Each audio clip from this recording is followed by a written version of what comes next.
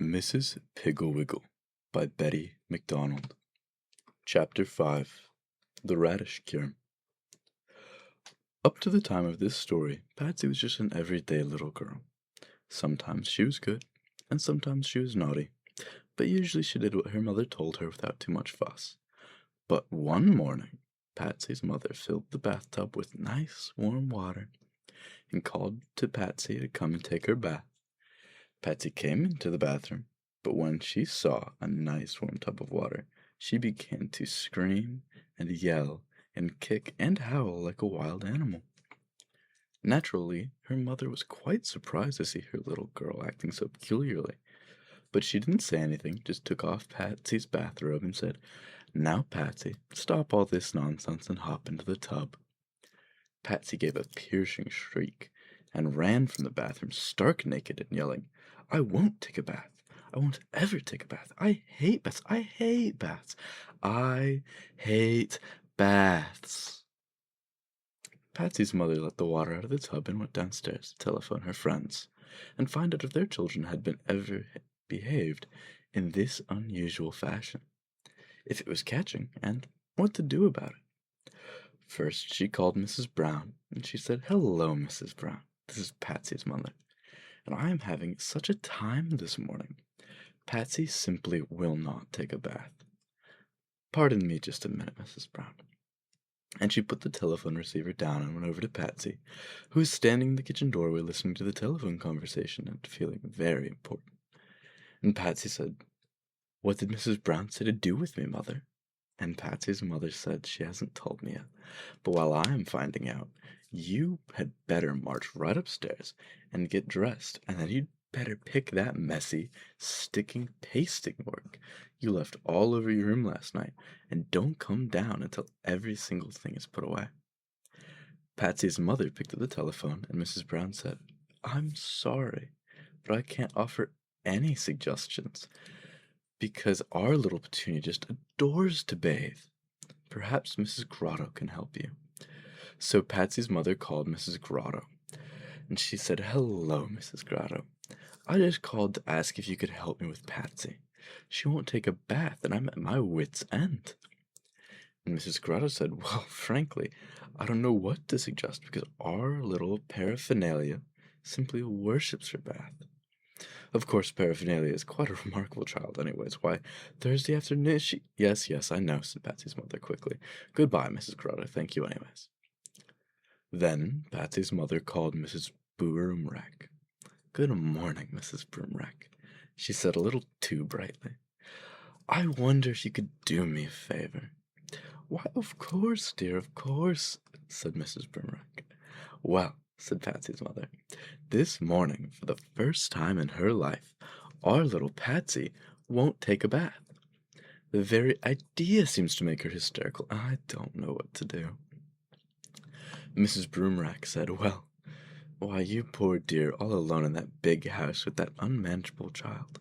Personally, I don't know what to say, because our little cormorant looks forward so to taking a bath. Bathing is his favorite pastime. In fact, sometimes we can't even get him out of the tub." "Well, then why don't you let him stay in it, then?" said Patsy's mother. "Because he might drown," squealed Mrs. Broomrack. "Well," said Patsy's mother, as she hung up the phone. By this time she was feeling rather depressed, because it seemed that bathing was the most popular indoor sport with every child in town but her own dirty little girl. In desperation, she decided to call Mrs. Piggle-Wiggle. She should know about children, thought Patsy's mother. She certainly has her house crawling with them day and night. It certainly was fortunate for Patsy's mother that she thought of Mrs. Piggle-Wiggle, because although Mrs. Piggle-Wiggle had no children of her own and lives in an upside-down house, she understands children better than anyone in the whole world. She is always ready to stop whatever she is doing to have a tea party. She is glad to have children digging worms in her petunia bed. She has a large trunk full of scraps for doll clothes and another trunk full of valuable rocks with gold in them. She is delighted to have children pick up and look at all the little things which she keeps at her tables. And when Herbert Prentice dropped the glass ball that snowed on the children when you shook it, she said, Heavens, Herbert, don't cry. I'm so glad this happened. For years and years I have wanted to know what was in that glass ball.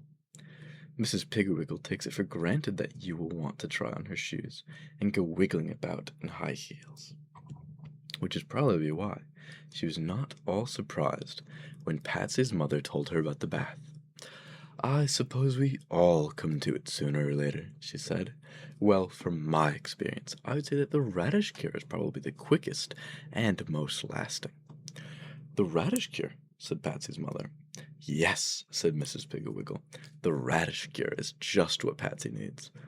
All you have to do is buy one package of radish seeds. The small red round ones are the best. And don't get that long white icicle type. Then let Patsy strictly alone, as far as washing is concerned, for several weeks. When she has about a half-inch of rich black dirt all over her, and after she is asleep at night, scatter red radish seeds on her arms and head. Press them gently, and then just wait. I don't think you'll have to water them because we are in the rainy season now, and she will probably go outdoors now and then. And when the radish plants have 3 little leaves, you may begin pulling the largest ones. Oh, yes, Patsy will probably look quite horrible before the radish cure is over. So if you find that she's scaring too many people, or her father objects to having her around, let me know and I will be glad to take her over here. You see, all of my visitors are children, and dirt doesn't frighten them. Patsy's mother thanked Mrs. Piggle-Wiggle very, very much for her kind advice, and then called Patsy's father and told him to be sure and bring home a package of radish seeds. Early red globe, she thought they were called.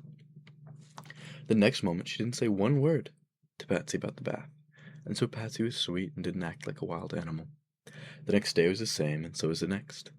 When Sunday came, Patsy was a rather dark blackish-gray color, so her mother suggested that she stay home from Sunday school. Patsy's father, who by this time had been told of the radish cure, didn't say anything to Patsy about washing, but he winced whenever he looked at her. By the end of the 3rd week, they had to keep Patsy indoors all of the time, because one morning she skipped out to get the mail, and the postman, on seeing her straggly, uncombed, dust-caked hair, and the rapidly forming layer of topsoil on her face, neck, and arms, gave a terrified yell, and fell down the front steps. Patsy seemed quite happy, though. Of course, it was getting hard to tell how she felt, as her face was so caked with dirt she couldn't smile, and she talked, Oik is, Atzien und ich ath. She also had to take little teensy bites of food, because she couldn't quite open her mouth more than a crack. Naturally, her mother and father had to stop having any friends in to visit, except in the evening when Patsy was in bed, and even when they were not at all comfortable, for fear Patsy would wake up and call, Ingi ink of water, Atty, which was really bring me a drink of water, Daddy. At last, however, the day came when Patsy was ready to plant. That night, when she was asleep, her mother and father tiptoed into her room and very gently pressed radish seeds into her forehead, her arms, and the back of her hands. And when they had finished and were standing by her bed gazing fondly at their handiwork, Patsy's father said, Repulsive little thing, isn't she? And Patsy's mother said, Why, George, that is a terrible thing to say in your own child. My little girl is buried so deep in that dirt that I can't even remember what she looks like, said Patsy's father as he stamped downstairs. The radish cure is certainly hard on parents. Quite a few days after that, Patsy awoke one morning, and there on the back of her hand, in fact, on the back of both her hands, and on her arms and on her forehead were green leaves. Patsy tried to brush them off, but they just bent over and sprang back right up again. She jumped out of bed and ran down the stairs to the dining room where her mother and father were eating breakfast. Ook, ye ans, she squeaked, and her father said, Behold the blooms of youth. Her mother said, George, then jumped up briskly and went over to Patsy, took a firm hold of one of the plants on her forehead, and gave it a quick jerk. Patsy squealed, and her mother showed her a little red radish she had pulled.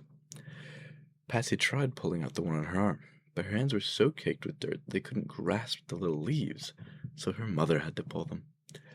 When they had finished one hand and part of the left arm, Patsy suddenly said, Other and ath. What did you say? Asked her mother, busily pulling the radishes and putting them in the neat little piles on the dining room table. I want a ath. said Patsy, so plainly that it cracked the mud on her left cheek. Patsy's mother said, "I think it had better be a shower," and without another word she went in and turned on the warm water. Patsy was in the shower all that day. She used up 2 whole bars of soap, and she didn't even come down for lunch. But when her father came home for dinner, there she was, waiting for him at the door, clean, sweet, and smiling, and in her hand she had a little plate of red radishes.